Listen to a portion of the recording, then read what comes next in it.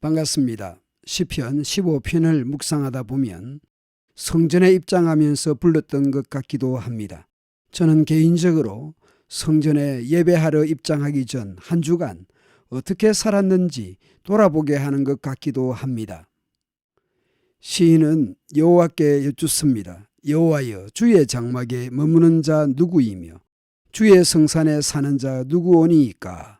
개역개정에서는 누구라는 단어가 문장 뒤에 나옵니다만 히브리어 성경에서 보면 여호와를 부른 시인이 여쭙는데 첫 단어는 누가입니다. 누가를 두 번 반복하여 여쭙습니다. 그래서 현대인 번역에서는 그 어순을 살려서 여호와여, 누가 주의 성소에 들어갈 수 있으며 누가 주의 거룩한 산에 머물 수 있겠습니까?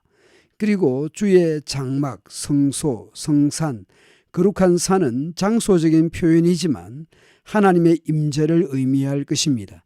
또한 머문다는 것은 시간적으로 잠시일 것이고 산다는 것은 거주를 의미할 것입니다. 이 역시 같은 의미일 것입니다. 여하튼 때와 장소, 곧 하나님의 임재, 구체적으로 또는 좁은 의미로 하나님께서 임재하시는 예배의 자리에 누가 참여할 수 있습니까? 누가 예배할 수 있습니까? 그런 질문을 할 수 있을 것입니다. 2절 이후에 답하듯이, 고백하듯이, 선포하듯이 합니다. 정직하게 행하며 공의를 실천하며 그의 마음에 진실을 말하며. 먼저는 긍정적인 표현들이죠. 정직, 공의, 진실입니다. 행동, 실천, 말입니다. 표현입니다. 드러납니다. 3절은 이웃, 다른 사람에 대한 태도입니다. 3절은 부정적 표현들입니다. 그의 혀로 남을 허물하지 아니하고 그의 이웃에게 악을 행하지 아니하며 그의 이웃을 비방하지 아니하며.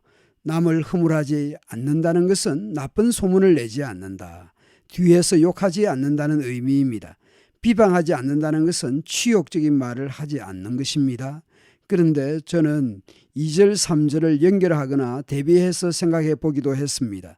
진실한 말을 한다고 해서 혀로, 말로 남을 허물하지 않습니다. 공의를 실천한다며 정의 실현을 앞세워서 이웃에게 악을 행하지 않습니다. 이웃에게 정직을 행한다며 그렇다고 이웃을 비방하지 않습니다. 오늘 본문 4절입니다. 그의 눈은 망령된 자를 멸시하며. 망령되다는 뜻도 멸시한다는 뜻입니다. 따라서 현대인의 번역에서처럼 하나님을 저버린 자는 멸시합니다. 그러나 여호와를 두려워하는 자들을 존대, 즉 존중하는 사람입니다. 그런 사람이 여호와의 성소와 성전의 예배의 자리에 나아갈 수 있습니다. 그의 마음에 서원한 것은 해로울지라도 변하지 아니하며 한번 약속한 것은 손해가 가도 지키는 사람입니다. 이자를 받으려고 돈을 꾸어주지 아니하며. 고리대금은 가진 자의 권력 같은 것입니다. 출애굽한 이스라엘에게 얼마나 자주 이자에 대한 말씀을 하셨는지 모릅니다. 가난한 자에게 돈을 꾸어주면 채권자처럼 하지 말고 이자도 받지 마라. 돈에 대한 이자뿐이겠습니까? 꼭 돈만 아니라 곡식도 빌리던 시대입니다. 이자를 위하여 돈을 꾸어주지 말고 이익을 위하여 네 양식을 꾸어주지 말라. 빌려주지 말라는 것이 아니라 빌려주되 이자를 받지 말라는 것입니다. 돈, 양식뿐만 아니라 이자를 낼 만한 모든 것의 이자를 받지 말라고 말씀했습니다.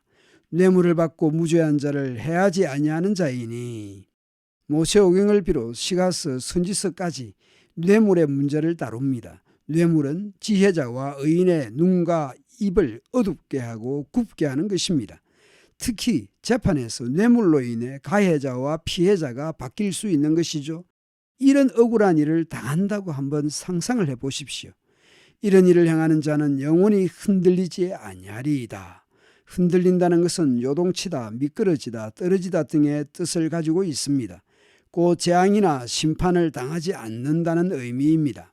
달리 보면 안정감을 의미할 것입니다. 성도의 안정감은 소유가 아니라 하나님과 사람에 대해 어떤 관계를 맺고 있느냐는 것에서 확인해야 할 것입니다. 하나님을 두려워하는 사람을 존중하며 말씀대로 이웃을 존중하는 것입니다. 마태복음 22장에서 예수님께서 하신 말씀을 인용하자면 하나님을 사랑하며 이웃을 사랑하는 것입니다. 그것이 율법과 선지자, 즉 성경의 핵심입니다. 누가 하나님 앞으로 나아갈 수 있습니까? 하나님을 사랑하며 이웃을 사랑하는 사람으로 살아가는 사람일 것입니다. 물론 우리는 완전치 못합니다.